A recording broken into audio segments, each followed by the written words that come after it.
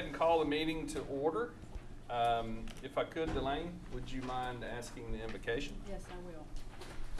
Would you bow with me and pray?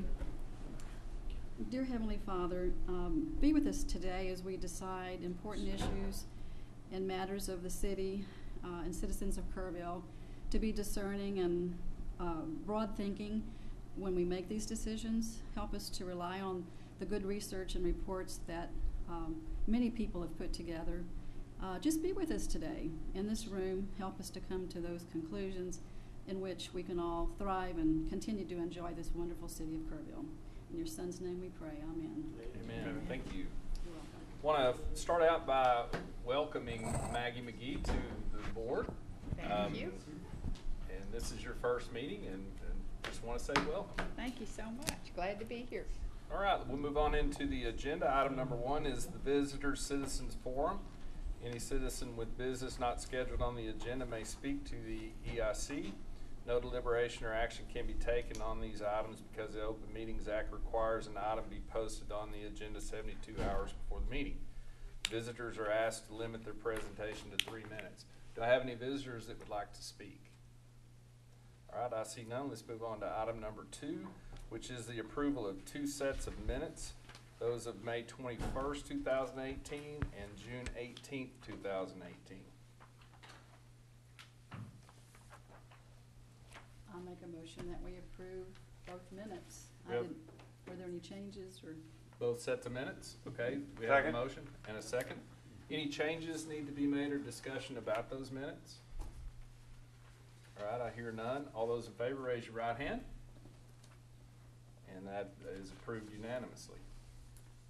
All right, moving on to item number 3, which is consideration and possible action in the annual review and consideration of the Kerrville Economic Development Corporation's fiscal year budget 2019.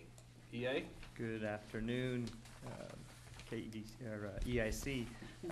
This is we brought this item before you. As you recall, we had the preliminary EIC budget discussion with you all last month, and certainly have your budget for approval this afternoon.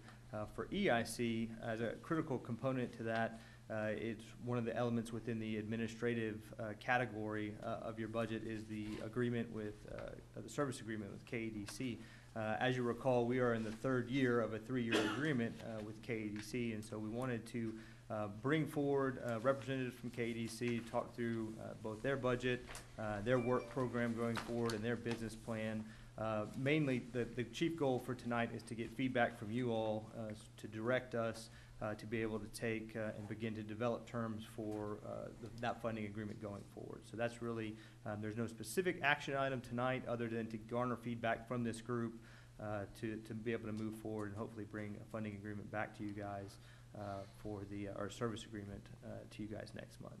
So without any further ado, I will bring forward KDC President Mr. Mike Whitler. Welcome, Mike. Thank you, and thank you for taking the time to hear our funding request. I'm also here with Walt Koenig, and Hey, Walt. and he'll get into some of the details of the partnership we're proposing with the Chamber. I believe in your packet you have our funding request letter, our business plan, and the proposed budget. We're beginning our 8th year, and we're excited about the action items that have been laid out for us in the Kerrville 2050 plan. This has been an interesting year for us. I don't know that I was really prepared for it as the president. Actually, I think I missed a meeting and got nominated. But, you know, everyone knows there were a lot of prudent questions raised by some of our funding stakeholders about the effectiveness of the organization and our economic development efforts. So we decided to take some time and look at what we were doing, how we were doing, and maybe what we should be doing.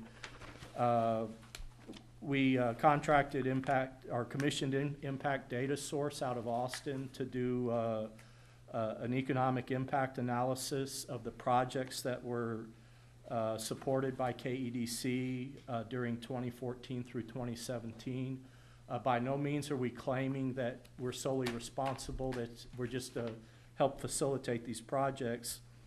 And that report showed a total investment by the public entities of $4.7 million during the 2014 to 2017 timeframe. And in that same timeframe, those projects resulted in additional revenues of $4.9 million in the same 4-year window. So the bottom line is that the public investment in those projects was paid back in under 4 years. So that, I think that's an impressive number. And I know we need to talk to the consultant about how he calculates return on investment, but if you just look at, you know, $4.7 million in, 4.9 out in the same 4-year window, we're not looking at the life of a project, I think that's a very positive indication. Those projects bring quality jobs, $25 million a year in direct, indirect, and induced workers' earnings, and they also contribute $350 million a year to our areas, our gross area product, kind of equivalent of the nation's gross domestic product. You know, so these projects put new property on tax rolls, provide quality jobs, and they promote additional activity in retail, with housing, with visitors, with their suppliers, and on and on. We also, in the past year, we had individual meetings with our stakeholders, and those kind of highlighted the need for us to improve the job we do on communications, on tracking performance metrics, and reporting. We engaged Avalanche Consulting to help us with some strategic planning workshops, and what we really were doing there was looking at how communities organize their economic development efforts, whether it's a city department, whether it's a standalone like KEDC, or some other type of partnership like the you know, a chamber led organization, and so that led to the development of our 5-year business plan, which should be in the packet as well. And the plan is comprehensive. Between our business plan and the Kerrville 2050 plan, there are 81 action items for KEDC to help address in some way or another. We're close to releasing this partnership with the chamber. Some are calling it KEDC 2.0. And so that, again, a new partnership with the chamber that Walt will talk about some more, additional stakeholder participation on the KEDC board. In this past year, we've had 100% employee turnover, which has been tough, but the board is very committed to this community, and board members have individually stepped up to keep things moving, to support the Go Team meetings, and everything has been more or less running smooth, despite the fact that we've had that turnover. And I guess a high level on our budget, it is in line with our previous budgets. We're requesting funding from the city, the county, and KPUB of $24,500 each, and then $140,000 from the EIC. Our budget has a beginning balance of $111,500. That's what we project we'll have as of September 30th. Total funding from the stakeholders of $213,500. Normal expenses of $258,500. And then an ending balance of $66,500. We also expect that ending balance will probably be reduced as we clarify the programming and for all those action items that we have in both our plan and the 2050 plan. Basically, what would help us is if we kind of had a nod from the EIC, this looks good, or we need to make adjustments, because we have a consultant ready to go to recruit our new economic development professional, so we've got everything lined up. We've got the new plan, and basically need some feedback and direction from the EIC. And with that, I'll go ahead and turn things over to Walt and let him talk a little more about the partnership and what we expect from that. Yeah, thanks. It's great to see everybody. And I just want to, on a personal note, thank our entire board, especially Mike Whitler, for just a fantastic job that he's done during this period. As just to refresh everybody's memory, Brian O'Connor left in February. So that's 6-7 months ago, where we've been working together as a team to make sure the phone's getting answered, the opportunities that are in front of us are getting addressed. And, I think what we've sacrificed over this period is the proactive aspect of economic development, but we certainly have reacted to those opportunities that have come up, I think, very professionally. We've got a good score on the board with the Econolodge deal that you all approved last meeting. And we've got a few good opportunities in the pipeline as well. So we're going into next fiscal year in a good position, and we're looking forward to really do some open field running as we see a great and very favorable macroeconomic environment in the region and in the state and in the nation. I feel some regret over the fact that I feel like we, through the chaos of last year's budget situation and the attrition we've suffered, may have been in the locker room during at least the first quarter, but we can take the field next quarter and really start putting some points on the board. So that's what this is all about. And I don't want to rehash what Mike said. I just want to stress on a couple of different points. Through a self-reflective process in conjunction with our stakeholders, we did come to the conclusion that a fragmented and reactive economic development organization and the efforts resulting really resulted in suboptimal results. The grade we gave ourselves was a B-. We knew we had to do better. We did employ a consultant to come in and give us some advice, not only on how we could restructure ourselves to get rid of the issues of attrition of key staff and uncoordinated effort and stovepiping between various organizations, but also what were some of the best practices we saw in other communities. And a number of models were projected and suggested. I will say, in full disclosure, up front, I did not propose this structure with the Chamber of Commerce myself. It was brought to me as an option, and over time I have grown enthusiastic about it, though I had to work through myself a process of understanding implications for the Chamber first, implications for the community, and right now I stand before you today absolutely convinced that at this juncture of time, with the kind of agreement that we put into place, or we're contemplating putting into place, we are doing the right thing, and I'm going to explain that in a little bit. Kerrville 2050 Comprehensive Plan. I served with a number of you on the Steering Committee for Economic Development. We all came to the conclusion that we needed a different approach, one that was holistic, inclusive, and all-encompassing, not only in terms of developing opportunities, but looking at systematic issues of housing, affordable housing, and other things that impinge on our ability to grow economically. And that was one of the key outcomes that I saw. There were two specific guiding principles from the comprehensive plan that address this reorganization discussion. A holistic approach, as I said before, to economic development, housing, and quality of life for people of all economic strata, and the development of consistent policies, programs, and processes so that there's a predictability, understanding, and systematic implementation of all the tools that are available for economic development across all the various opportunities that we have in front of us. And so these two were the number one and number two guiding principles that were defined by the Economic Development Subcommittee, and these two are directly addressing this need to do economic development in a different and more holistic way.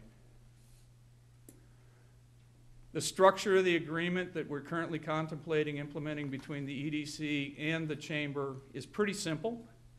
The proposed structure retains the separate boards, separate budgets, and separate funding sources for the two organizations. I'll show you a picture of that in a minute. The Chamber will provide services to the KEDC through a 1-year services agreement between the two organizations. And the KEDC will continue to have a dedicated professional staff, which will be built through a recruitment effort that we're going to talk about in a little bit. Just to make everybody happy and comfortable, we also provided an off-ramp for either organization to exit the partnership if necessary. These basic operating parameters were defined through a great deal of discussion between a 3-and-3 subcommittee that was formed between members of the EDC board and the Chamber board. Chamber took a long time to come around to accepting this arrangement. There's history. I'm aware of the history with the EDF and previous attempts to do this amalgamation. So a lot of that had to be discussed appropriately because we don't want to repeat past bad practices. But that took place over a number of months. That was not a quick and easy decision. But in the end, I think it's a good one because of that process. We got a lot of input, a lot of one-on-one discussion, a lot of constructive debate and disagreement leading to what I think is a very workable and very prudent arrangement. The org chart is likewise very simple and straightforward. We have the two boards linked by a service agreement.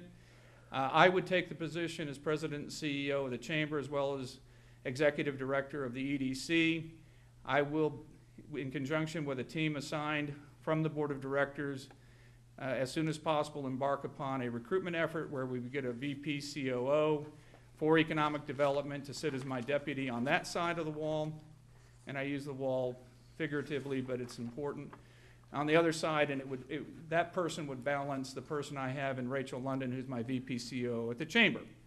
So day-to-day operations and specific assignments for those two people will be defined in time as we see what kind of people we get, but there'll be enough flexibility and I think enough bandwidth to support that in terms of the workload. In terms of getting some efficiencies, we're planning to cross-utilize a couple of functions within the Chamber currently, finance, HR, IT, and reception. Right now, we're, as you know, co-located within the same building. Phones ring in different places. They should all come through a common switchboard. That makes sense. We run two sets of books. The EDC books are quite simple. It's easy to just amalgamate that with Teresa, who's our finance director, who was formerly in charge of that effort before. In fact, I've used her a great deal with respect to coming up with this budget picture.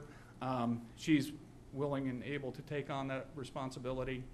And the IT network and everything else naturally can support both organizations without any problem. The goals, as Mike touched on, I'm not going to hit these real hard, but it's all about the holistic approach. And I think one of the most important things is really upping our game in terms of communication, metrics, and making sure that we are measuring ourselves to perform well and we're communicating those results openly and regularly to all stakeholders. If we talk to all of our stakeholders, that was the biggest issue that we heard across the board. Not only the communication up, but also the communication back in terms of modifying our approach based on inputs as well. I can assure you that under this new structure, if adopted, we will all be great friends in terms of regular visits and clear and open communications. The benefits, again, we've talked about, but I'll kind of hit on some of them. The one-stop shop aspect is really, I think, important. We have a wide range of opportunities. If you look at our current pipeline, we've got a hotel, we've got some housing developments, we've got a nursing home, we've got a couple of retail things, and we've got some primary job opportunities. So we've got kind of this spectrum of different stuff. Now, some of them we can apply some tools and some facilities to help encourage. Some of them, if you're talking about entrepreneurship or sole proprietors, we can provide training services, access to finance programs, and advice. Some categories clearly Chamber stuff. Some of that's clearly and exclusively EDC stuff, but there's a lot in the middle that can benefit from both, not necessarily from a 4B sales tax funding effort or something like that, but from other support efforts. And frankly, in the past, a lot of that gray area stuff kind of fell through the cracks and didn't get a lot of attention because of the stovepipe organizations, the unclarity as far as who goes where to do what. We're right now in the process, and I'll hit on this in terms of near-term actions, of actually working out those procedures, the associated paperwork so that it all hangs together, because frankly right now it doesn't, but it's getting better. We're getting there, and we will definitely drive that effort. I think one of the other key benefits that this brings together, and we saw this in the deal over at the Econo Lodge property, we were able to, during the negotiation of that deal, put in the agreement that to the maximum extent possible, businesses locally will be engaged in this program. Okay? Chamber's in a position to help drive those, whether it be financial institutions, whether it be contracting firms, whether it be suppliers, or whatever. We want to keep as much of the economic impact of those investments locally. That way we get the secondary and tertiary effects of that money, which is substantial. That's, I think, an important benefit that we've seen very recently.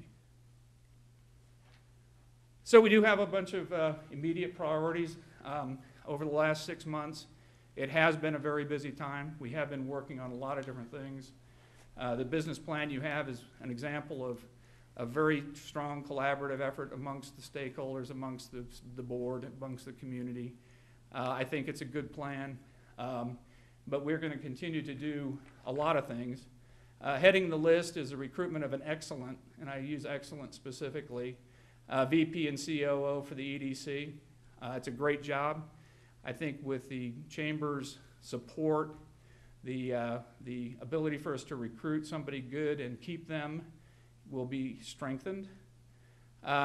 We want to do and complete the re-engineering of the processes and procedures with the city, the county, and the EOC in terms of how we manage and how we handle opportunities from start to finish.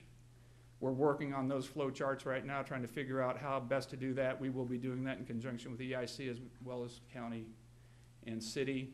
We've already started a first cut at a lot of that. Proactive marketing. We have done some work to up our game in terms of our logo and our web presence, but we're not getting the numbers on the website we like to see. In fact, it's pretty small.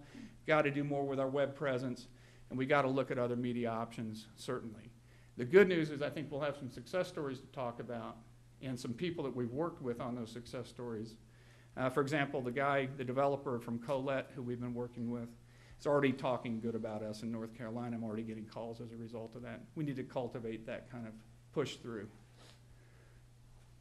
We need to continue to look at our property database, site selection capacity. Those things have kind of been on the wayside just based on capacity, but they're super important. As we see the city doing all kinds of great initiatives like our retail study, like our hotel study, and the follow-ups, we're going to start getting more leads as a result of this. We need to be able to handle those. Site selection is a huge part of that. And we need to quickly get ourselves in a position where we can give that value-added service to our prospective new members of our business community in favor of our current, realtor and real estate market. So these are things that we're definitely already working on, but we'll continue to up our game on as we get more bandwidth with the hiring of the new VP COO. These are the things we want to hit immediately, because what we're seeing from the city's efforts in terms of interest from outside in the two key areas we've looked at, retail and hospitality, the news is good. The news is good. We just need to ensure that we're driving results that are consistent with the good news we're seeing in terms of what the market's telling us. And that gap we need to bridge. And that's what this agreement, we believe, will do. We did come up with a budget. Mike touched on it. Basically, in the way I always do budgets, I start with my assumptions, and then the numbers kind of fall out of the assumptions, so that's what I'm going to do today. What I'll say, and it surprised me when I started doing the analysis, 2018-19, and it's a fiscal year, is essentially a do-over from 2017-18. Approximately 111K will roll over and you'll see this and have this in the detailed spreadsheet, from 17 to 19, that's based on current projections of year-end outcomes, based on these assumptions. As Mike said, we're asking for the same levels of funding we asked for last year. We do have some larger line items like business expense other. That includes some IT upgrades of things that were budgeted for last year, still didn't happen this year and will need to happen next year, so that number's the same. There's more details like that you'll see. We do have a one-off recruitment charge of around $18,000. That's an estimate to recruit the person that will be taking the VP COO slot. Decision was made to take that outside versus doing it inside, I think prudently, because that will result in a better outcome. And also there's a significant amount of local interest in the position, and having a outside entity manage that is prudent for a number of reasons. So that's why we went that way. It's a good investment. Good news is the Chamber Board has agreed to waive the office space rent for the offices at the Chamber as a show of their support. Now that was an evolution. It's a small number relative, but Chamber was skeptical about this, but that shows the degree to which the Chamber's come on board with seeing this as a benefit not only for the business community at large, but for the membership of the Chamber. The Chamber agreement for the economic development, leadership, admin staff, finance, and IT are obviously included within this budget. And we have all the various support of the 401k, health insurance to the VP COO position. We're kind of slating at the same rates we're paying for the Chamber in the same area. We're hopeful to figure out a way to amalgamate all that into one one delivery source. Not sure we'll be able to do that, but I don't think that'll have a big effect. We have slotted in 100K as a salary for the VP COO position. That's about what Brian was making. It's more than I make. I hope that we can find somebody for that. If we need to pay a little more to get an excellent person, you know, we have some room to do that.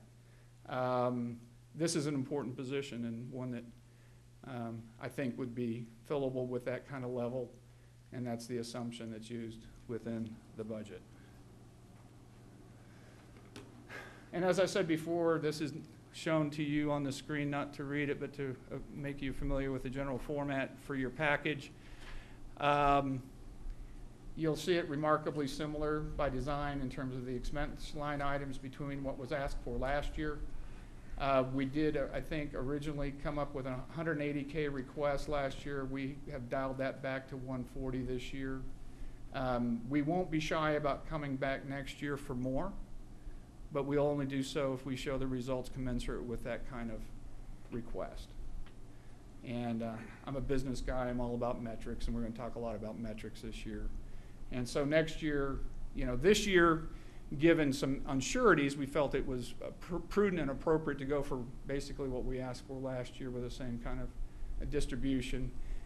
Staffing is going to be different, and those differences are shown, but there's not a huge difference between this year and last year. But I will say that one of the key differences between this year and last year from an organizational standpoint, we have a comprehensive plan now, okay? We've got a business plan for the organization. We've got a very engaged board, and we've got a great macroeconomic environment to take all of this to. So I believe we're in a very improved position now over last year, where there were significant uncertainties as to leadership and other things, and no comprehensive plan and a lot of other things. So I feel very confident in asking for this. And we really hope you're disposed to supporting. I sure am happy to answer any questions, as the team here is as well. And if there's any we can't answer, we'll sure get you the answers. But this is a big change, but it's not unprecedented, and I want to make sure there's a lot of dialogue, because we want to make sure we get this right. Questions? I got a couple of questions. I just can't see it. The 18,000 that you talked about, is that, I'm sure it's in there, but I don't see it in the. It's split between 2 fiscal years. If you look at, What I line think it's item? professional services. Oh, okay. It's there's 5,333 this year, which is a down payment, and the balance will be collectible next year once the position's filled, and that's how that was broken out in 2 years. How many people, how many employees for the total will you have? There'll be part of my time, 1 full-time, and then some fractional time from the support functions. And my last question is, under business recruitment, it's only like $6,500. Is that enough money? That doesn't seem like a lot for your budget.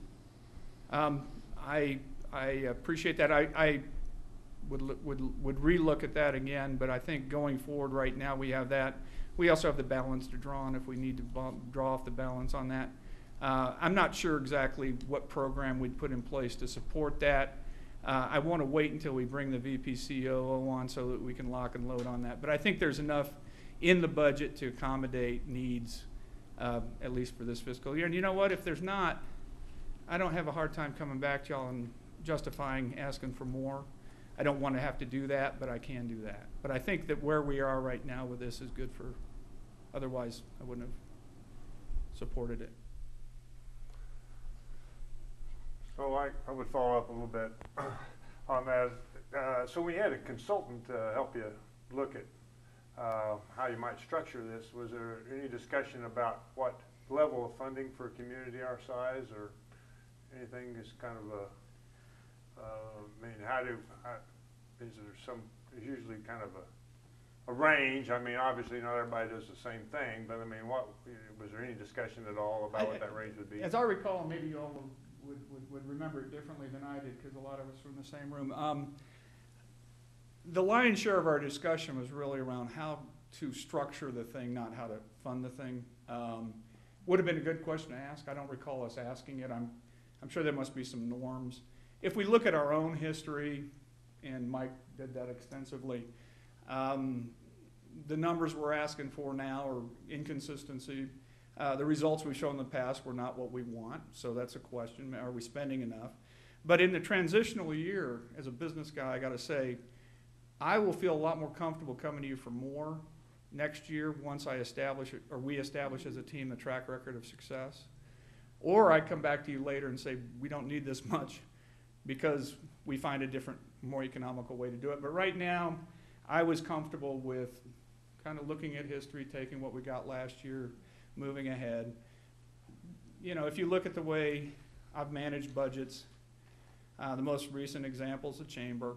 The chamber's been very financially successful over the last year. I'm a very frugal guy when it comes to operation expense. I think I'm pretty good at investing, and that's how I want to manage through this year. Well, 83% of the budget is for salaries. You really got hardly any money to work with or do anything with. You got a marketing budget of $3,450. I mean, you can't hardly do anything marketing for $3,400. So, I mean, I don't see how you really can. It's my first exposure to the budget, and I got no particular complaint about how much money you're spending on salaries, but people got to have something to do. You know, with there's that. no doubt about that. You got to reach people, and you got only 18,000 for travel and meetings, and I mean, I don't see how you can really accomplish that much with so little money. The percentage of that's for support staff is really, I mean, for the staff is 83%. I mean, you got to have something to. Well, and again, the thinking is that we have, a beginning balance and an end balance, and in the end balance there's $66,000 that's not allocated to any specifics that could be drawn upon as well, and that's that's part of the calculus as well. So what again for the consultants, was there anything any more talk about how private enterprise might be involved in the process more than it is so far? I think there was a discussion on that, as I recall, and you guys feel free to jump in, but there was discussion. One of the models under discussion was the private funded model, Typically, that's, as I recall, communities of larger size and wherewithal in the commercial and industrial community where you have large entities who have the wherewithal to do that. It's not typical of a town or a county of our size, but that was discussed. One of the things we also as a board discussed at length and frequently was how we can, in time, incorporate more contributions from, or some or more contributions from the private sector. I think that the consensus there is that such an activity might be possible in the future, but not likely in the near term. And so we kind of discounted that as a strategy for now, but the door is certainly open for exploring other models as time and market realities unfold. Exploring private funding is an action item in the business plan. When the board discussed that this year, just with everything we were looking at trying to do, the board decided let's get through this business plan and let's get through a funding request and then try to address private funding next year. So, but that is an action item, and there will be challenges with that, but it's on you. Well, no, there's certainly challenges, and we have less and less locally owned businesses. We got more and more franchises and whatever, but still there would be a place for some funding, and certainly the EIC is not the only place to go back and ask for more money. I'm a big fan of participation in Right. business in this, otherwise I wouldn't be pitching this Right. particular approach. I think one of the key benefits is direct accountability for and involvement with the private sector, and I think that's a model that's a winner. Funding is, I think, if I can speak for the group, our priority in thinking was let's get a good year under our belt, and then, let's get through this malaise of uncertainty. Let's get a business plan together. If you think of the events that happened over the last 6 months, a lot of things happened. We had an election. We had a comprehensive plan get done. We had a lot of different things happen, and it's really only been a few weeks since we kind of really knew what the landscape looked like, and now we're on budget time, and you can't change the budget time, so you got to do what you can with what you got, and that's what we did. I'm with you. I've put together ad campaigns. I know what it takes to do trade show participation. I know what it takes to do, travel, and I get all that, and I think we can draw from some of the balanced to accommodate that. And like I said, if we are not geared appropriately, we'll talk about that. So where's the chamber participation represented on the budget? It's not as a line item, but it's reflected in salaries primarily, because there's an IT services one which is non-salary, and then it's a percentage, I forget what percentage of my time, and a percentage of the finance person's time, and a percentage of the receptionist's time. The aggregate of all that is $11,000 per quarter, or $44,000 for the year, and that's what that service agreement accommodates. I will get a small increase. The people who are taking on the extra work will get a small increase. The rent's been waived, but the IT services contract that we have for the chamber will be enforced for the EDC personnel, two PCs. But we have a general services agreement with a PC, or I'm sorry, a network operator, and they charge us per connection, and that's what's reflected with no uplift on that budget. So as long as I'm on a roll, one more thing. I'm kind of done with the budget. First of all, I think it's good. I don't mean to be negative about it. I just think we maybe starving it a little bit. And maybe I'm wrong, but it seems like we get some talented people, and then they're going to need some ammunition. I appreciate that. Yeah. Then you mentioned a few times about retail and what you were talking about. When I look at the business plan, I see retail not at all. I'm just kind of curious. I know we had this maybe I missed it, or at least I don't see the emphasis I think it deserves.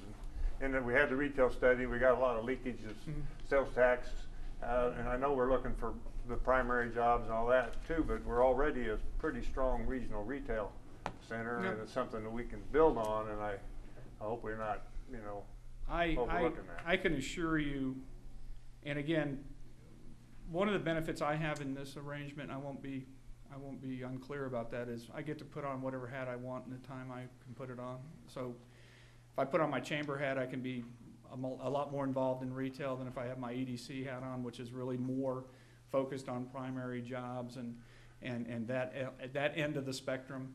But I mean, I think as we demonstrated, I would use the COLED opportunity as a great example of how things work well. We worked well with city. I was the primary face to the customer or to the developer. We negotiated what I think was a deal that was good for everybody, less than they asked for, but good for everybody.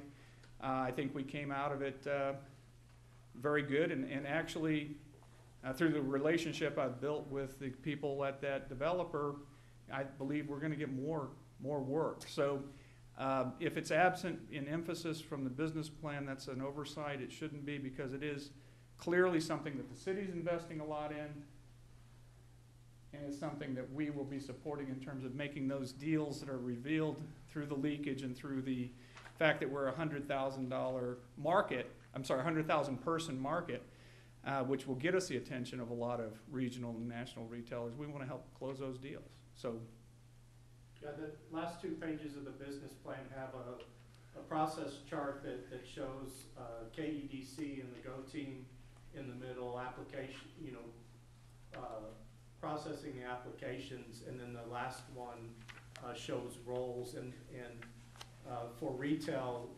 the lead role is actually the cities or the counties if that's appropriate. The KEDC would be there to support the process. absolutely. And you know, we've already, I think, got great communications with the city and the county to ensure that we pull together in the right way and make it happen. I have one other question. Yes, sir. This outfit that you've used before, impact studies, how did y'all determine to use them, and was that up for bid, or did y'all sought them out, or how's that work? Yeah, that was kind of predated me. I don't know. I think it was a choice from the previous executive director. I would be in favor of. I'm always in favor of looking to the marketplace for better answers on a periodic basis, and we would likely do that, I think. Yeah, I don't know the history on it either. I think the services they provide are done economically.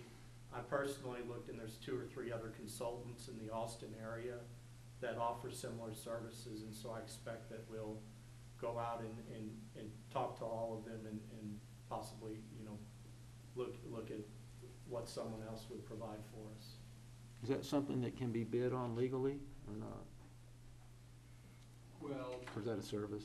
yeah, I mean, they're not subject to bidding, even if they're using our money, but at professional services, you wouldn't bid that. Now, you might request a, you know, RFQ or an RFP and try to figure out, you know, what services you're getting in, and then through that, you're trying to get biggest bang for your buck kind of deal. Well, and there's, you know, it's a classic kind of business conundrum in that the more a given consultant knows about this, the more economically they can work, because they don't have to learn all about this. They just can do another one like they did before.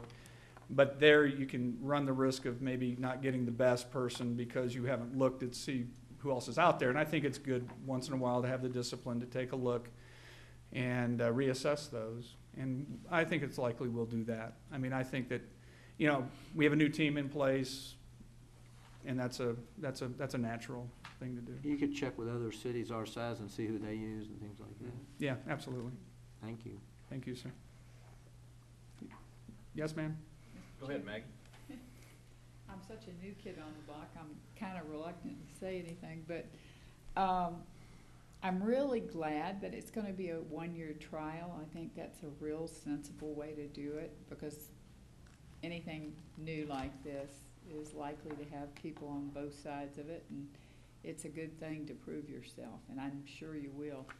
But Walt, I've just got a couple of things I'd like clarified. One is, one of the things that I think is important when you're doing something new like this, particularly a new model in a community where you have apparently past history of, fits and starts and not working quite as well as you'd like it to, is to make sure that you're communicating clearly what your goals and objectives are. One of the things that I had a slight bit of concern about is some language, and I'm sure it was just a language issue, but it seemed to imply that there might be exclusive benefits of this partnership to chamber members and chamber members only. And I'm sure that was not your intent, but that's the way the language read. And I think above all, and it's not just a language issue, I really do feel that for it to work well, it needs to be fair and transparent, and every benefit that is derived from KEDC should be a benefit that's available to chamber members and non-members equally. But I think that's something on the perception is reality front that you're going to need to be careful of, and I'd be glad to tell you later just a couple of the specific wording that I thought could be tweaked maybe a little bit to make it a little more clear. The other thing is on performance metrics, I saw a lot of activity outputs, and I know you're aware of this because I heard you talking about ROI and improving the metrics. I didn't see a lot of results-oriented metrics, and I'm sure going to be working on that, and I would hope that we'll see a lot more of that. Well, like I said, I've run P&Ls most of my career. I'm listening to what you're saying, and I absolutely appreciate that.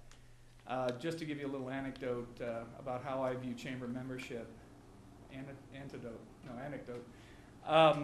My staff gets after me because I will say in open meetings, you can come to the mixers, I don't care if you're a member. You can come to our training sessions, even if you're not a member. You come to our forums, even if you're not a member. I am very inclusive with the way I run the chamber. Those who are responsible for recruitment of membership sometimes get a little angry with me for that. But I view the chamber as an asset to the community, and I view membership as something that people make a choice to take, should not be a prerequisite to services. I'll make that point clear because obviously if it's true with the chamber, it would be true with everything else, but I certainly would never want that impression because that's not even how we run ourselves. And as far as the metrics are concerned, if you look at what I've done at the chamber, I've mirrored what I've done through my whole career. I have scorecards on all the key stuff. Staff, everybody knows exactly where we stand. And in the case of the chamber, it's membership recruitment, it's performance on fundraisers, it's expense control. Everybody knows it, board knows it. Those of you on the board see the scorecards. We'll come up with the right scorecards for this as well. Because I want to come back next year and ask you for a whole bunch more money, and I want to have a lot of data to show you why I should have it. Yeah. Okay, and that's how business guys do it, Well, I will give a little bit of history just in my short tenure on EIC and our difficulty with KEDC in the past. And I think Ken is 100% right. We haven't had the participation of more than just the KEDC board and one, maybe two employees. And that in and of itself is part of what I see as being the problem. And with bringing someone like Walt in for his expertise and help, and including Mark McDaniel and his expertise and help in this area, helps us as a community become more holistic, is the word that you've used several times. And not that hasn't happened, but I agree 100% that we've had, this is what we do, and this is what you do, and this is what you do, instead of melding all of that together. And that's been a lot of our conversation at the KEDC board, is how do we get past that so we can attract a very good employee that will stay here. Sure. And that's why I think KEDC 2.0, as Mark likes to call it, has come about is for a lot of those reasons. Right. Don's been on the board since its inception. I so- have, and there's a lot of thinking that confidentiality is so important to the client, and that tends to be our first point of reference with the client. How do we protect this client till the point comes when we have to go public? That creates an environment that appears that we're doing something behind the public's need. And even though we go to our stakeholders and we talk to our stakeholders about what's going on, it doesn't really come clear that we haven't considered this or considered that. And the results of what comes out of KEDC can be challenged. The impact study can be challenged as in terms of the mechanism that it was done by. But if you just look at jobs in general, jobs have been added to this community over the last 5 years. Significant jobs have been added. That was our goal, is to add jobs, number one, because we believe that behind the jobs comes everything else. And we've probably lost sight of the need to incorporate more people into the process earlier than we have in the past. I think this is a step in that direction. I agree with Kent, though, the most important thing we have to have is ammunition. Yep. I mean, we've got the guns. You guys are giving us the gun. We'll get the gun. We've had good guys in here. The 3 guys that have been here have done good jobs. I agree with that. They came with different skills at different times. And as all jobs evolve, you need skills at a certain level. And we're ready for that next level. And we'll bring the right guy in here. I'm confident of that. Yeah, I'm confident we can get that done. This is just purely my ignorance. Is there any overlapping between what you do and what you can do and what someone we bring in with KEDC does? Yeah, Okay. I'm confident of that. In fact, I'm hoping for that because we need the bandwidth. I view my job as being more political, more customer-facing, more marketing and sales. What I'm looking for ideally is somebody who's more technical, more well-versed in terms of the application of the various tools available, but somebody who can pinch hit for me and I can pinch hit for, much like Rachel and I work at the chamber, much like many deputies I've had over the course of my career. You want that person eventually to take your job, you know, that's trainable and makeable in that direction. I'll be looking for somebody like that, that has that kind of broad. And I don't know if that's a young to mid-career person or an older person like me coming back to do something different. Both are good for different reasons, but we'll find the right person. Well, I would just echo what everyone has said, and I agree with Kent and Don as well. We find the right person. We've all come to an agreement. We want to make sure we have the ammunition to carry out the order. So I hope that if you find yourself everyone finds themselves in a need for more marketing funds or an idea that's come up that's going to require some new funds, but it's a good idea and it would bring us forward a couple more steps instead of one at a time, then, you know, we'd like to hear about it. Sure. And I look forward to working with you all very closely, and you will know where we're at, and you will see those opportunities as I see them. And I'm confident we can work together to fund necessary things as we work together more and get that kind of trust and that kind of experience working together. This is a very competitive business, trying to get businesses to come to your community. It's very competitive. It's tough, no doubt about it. That is it's a very tough thing. We've got a lot of good stuff. We've got some challenges. Good news is that the market itself is very vibrant right now. It's a lot harder if no one's expanding and no one's moving. You know, right now a lot of people are expanding and moving, so our target set's larger, but we have to be very aggressive into the game. I mean, I like what the city did with the retail study. We know now where we have our gaps. We know now what our target set looks like. We need to do similar intelligence gathering efforts in other areas so that we're smart about how we use our resources to get success. A lot of hours went into this, it looks like. I'll tell you, and I More gotta to thank come. again our board. Mike Whitler was just incredible. You know, he's a new father as well, which presented certain challenges to his time. I don't know how he had enough hours in the day to do many things he did, so we all owe Mike a great debt of gratitude, as well as Mark and a lot of other folks. Yeah, I just wanted, there's been a lot of talk about, you know, having some ammunition, and there was a lot of discussion at the board level. I'm not on the board, but they've asked me to attend their meetings, so I now do that. And I think the decision was made, rather than set up a, you know, $50,000 contingency, which they talked about doing, and not leaving a lot of fund balance so that we're using our money, they decided, no, let's keep it in the fund balance and improve ourselves. And with the idea that we may come back and ask for that ammunition that you guys talked about. And you're right, and to your question earlier, Kent, about what are the budgets of others, EDCs of a similar size. This one's pretty small because it's mostly staff, and you don't have the other tools that you might need to do some really aggressive recruitment. So anyway, I just wanted to add that to let you know that was part of the discussion, but the decision was to let's wait and not ask for too much too soon and come back if we need some more.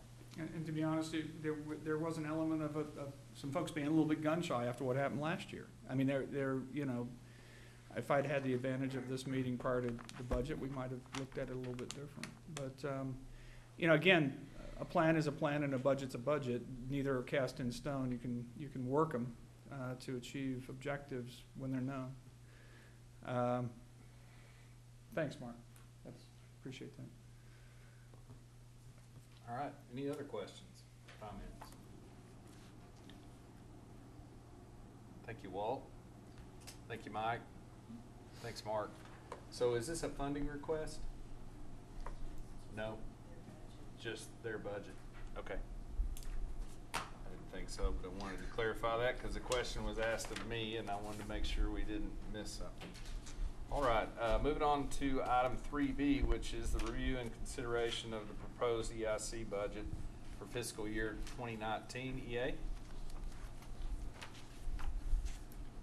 Good afternoon again. I'm not going to go through this in great detail like I did at the last meeting, but I'll just provide a couple quick highlights. Essentially, for fiscal year 19, your beginning cash balance is just a little over 1.1 million, anticipating revenues at approximately 3.5 million.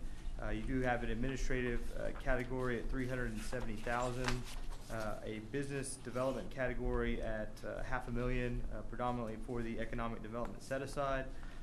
Category 2, quality of life at 1.362. And that is related for the vast majority for debt service elements that are related to funding agreements that the corporation has already approved, in addition to a new category, which is the quality of life set aside, and then category 3, public infrastructure, which is 1.25 million, and that is related to a housing allocation as well as a contribution towards Legion Live Station. So in total, your total expenditures are just a little over 3.4 million, leaving with a net revenues to expenditures of 31,000. Now you'll see at the bottom of your budget, we are highlighting the specific set-asides, and I think these are important to note because at the end of fiscal year 19, you're looking at a 50,000 accumulated administrative set-aside, which was a new component that we talked about last time. An accumulated economic development set aside of 2.5 million, quality of life set aside at 250,000, and accumulated housing set aside at 1.1 million. So overall, that project fund cash balance at 3.9 with all of those kind of totaling up there. Be happy to answer any questions you may have. Questions? What's the, under housing, what do we define, how are we defining that? Is it affordable housing or just something that's been presented to us recently, or? So What's the definition of housing? It's workforce housing as defined within local government code, and I think it's a broad category. It's set for business development in general. So there certainly can be components of that are affordable housing, but as we've looked with the recent comprehensive plan, you know, we have housing stock across the community throughout multiple categories that we are lacking in this community. So I think that it's very broadly defined, and certainly I think this group can find findings within your separate specific deals to define how you want to apply workforce housing and enhance business development within the community. Well, what's your approach? I mean, what would you be trying to go for when we talk about housing? Because we're putting money aside. And Well, I think that the set aside is not specific to any specific element. I think workforce housing is broadly defined. Again, I think it can be, we're looking at bringing in everything from professionals to folks that are working within service industry. So, I think that there's a broad range there that potentially the EIC can help move to. The reality is we have a lack of housing across all categories, and we've got a lot of jobs, and those folks aren't necessarily able to live within this community. And so that's been an item that's identified within the comprehensive plan. And I think it's going to take a multi-pronged effort of bringing in that housing stock, both multifamily as well as housing stock that this community hasn't necessarily seen before in townhomes, condominiums, and then across a wide spectrum of affordability. I think your question really is what kind of programs are going to be offered in this category. Is that what your question is? Are you looking for, like, let's say, rent control? Are you talking about something like that? Are you talking about actually development? Or you're asking the question about what kind of housing this is going to support? Because this is not really a program that's been designed yet. This is just funding. Just that's set aside. Yes, sir. And someone has to come forward and say, I'd like to do this kind of a program, or the city would develop some kind of a program where you had an area that you want, that's blighted, that you want to take over, but you got to have ability to do that. Yes, sir. And predominantly what I've seen in Kerrville here over the last 2 years, most of the requests that we've had or inquiries that we've had have been related to infrastructure, related to some type of workforce housing. See, my feeling about this is that there's some housing here that's run down in areas that could be, it's sitting on infrastructure, but that could be taken over and redone through some incentive. Yes, sir. And this could be some Right. kind of program that could be offered where people could be incentivized to remodel a facility and get some support. And you don't have to build infrastructure, but you're basically building infrastructure of housing. Right. And Sure.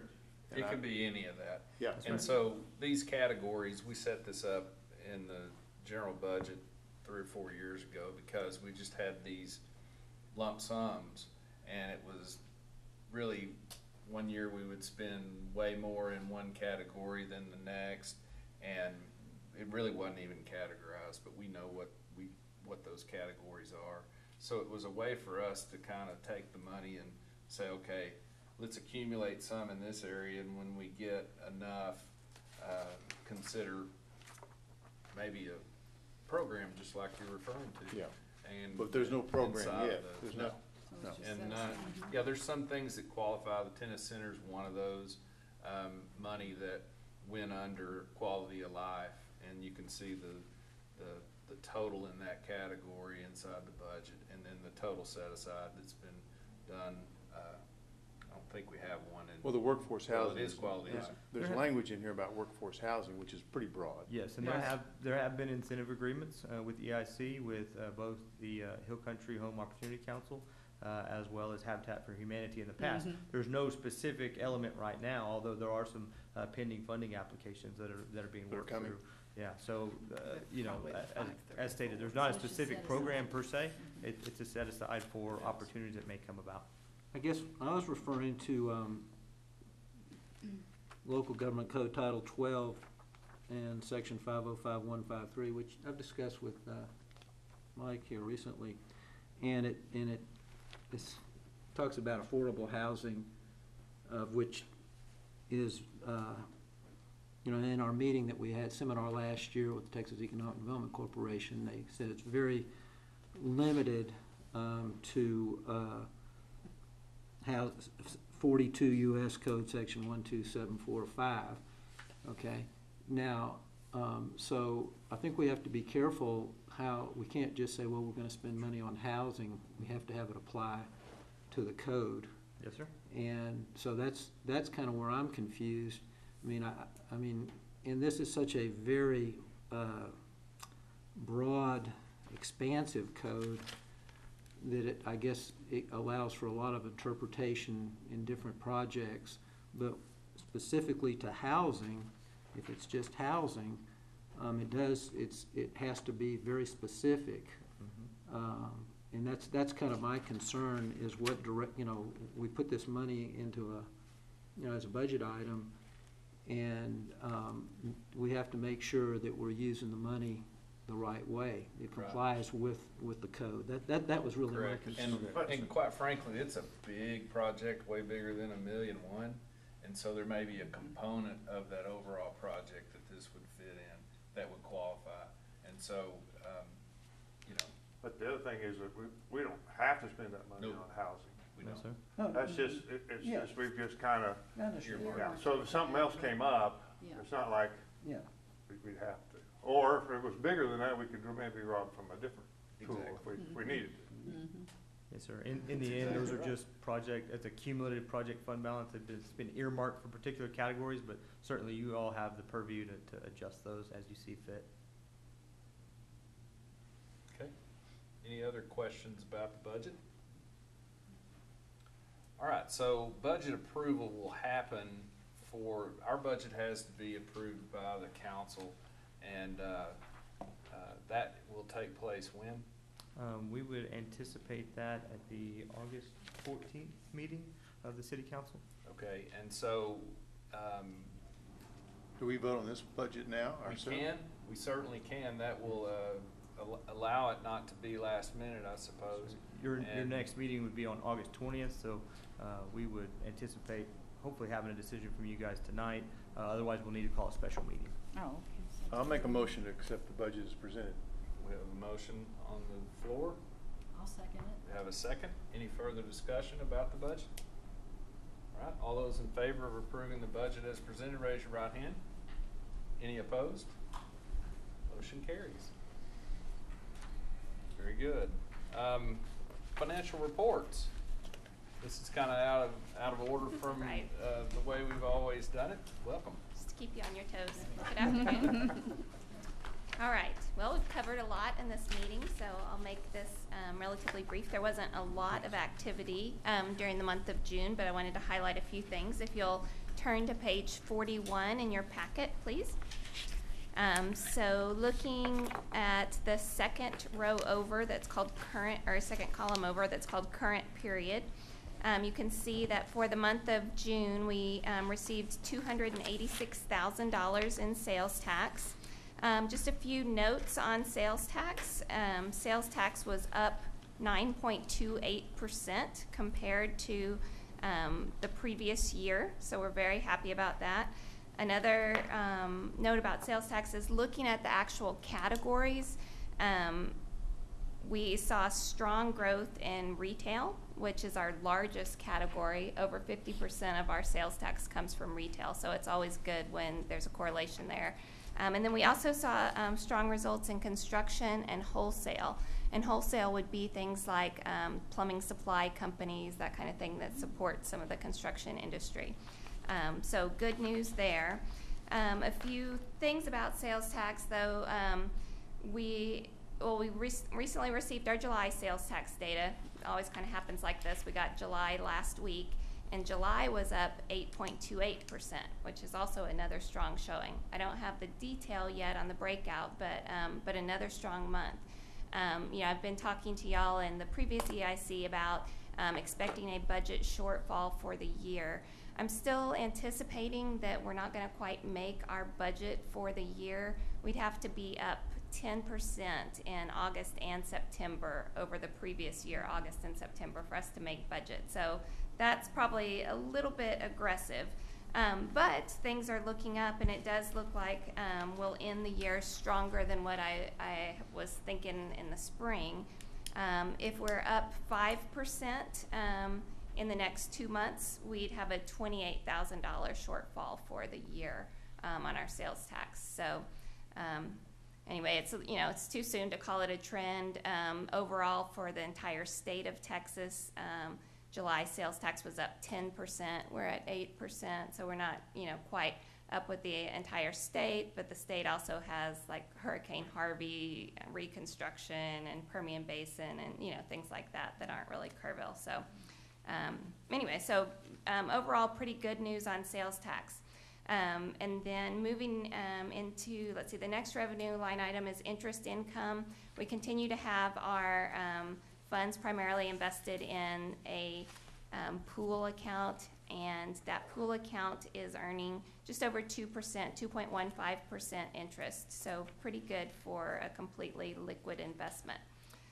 Moving into expenses, we had just some normal administrative expenses, a little bit of office supplies, a filing fee with the Secretary of State for a EIC filing, letting them know all the new positions on the EIC and who the board members are. And then we had our normal debt service, and so that's all that we had in expenses for the month. If you look in that year-to-date actual column, you can see that at the end of the month, we had almost $1.2 million in our operating fund. And as EA was just talking to you about, you know, we have two funds. We have our main operating fund, and then we have the project fund. And the project fund is where these set-asides get moved to, that kind of thing. So in our project fund, we didn't have any activity for the month, but we had $2.3 million in that project fund. If you'll go to page 42, which I gave y'all an updated page 42 at your places there, you can see the sales tax revenue analysis that we've pretty much talked about. In total for the year now, we're up 1.45% compared to year-to-date 2017. It's in that year-to-date total line item. And then looking at the cash and investment balances by fund, you can see that we have almost $3.5 million. So the $1.2 million in the operating fund and the $2.3 million in the projects fund to get to the $3.5 million. Down at the bottom, there's some project information. We didn't have any EIC-related project transfers. We do have some project expenses going on, which we'll cover in the next section on the project update, but basically, you know, more work at the reuse pond and some things like that that are EIC-sponsored projects. Does anyone have any questions about the monthly financials? Yes, sir. I don't have a question, but I just wanted to make a comment. When you talk about a $28,000 shortfall, that's as to budget, that's not Correct. cash. Correct, Okay, I just yes. want to make sure everybody Yes. understands. There No, was and some that's an confusion important- yeah, that's an last important year when that was distinction. brought up, and it's not cash. Yes, and Thank you. yeah, it's important to remember that, yeah, you have a, you know, $3.5 million cash balance right now. So we're not talking any sort of negative cash position. That's just in comparison to what we had budgeted for the year. Thank So. you. You know, I'm curious, just the crazy question. You know, in August, I think the state, they have that sales This confusion. holiday. Sales tax holiday. Is that Mhm. is that a big impact on, you know, is that a big deal? Well, they've been doing it for, you know, a long time Yeah. now, so I don't know off the top of my head what our August sales tax revenue looked like before they started doing the sales tax holiday. Definitely in our current budget models, we have, you know, recent historical data, and we're building on that.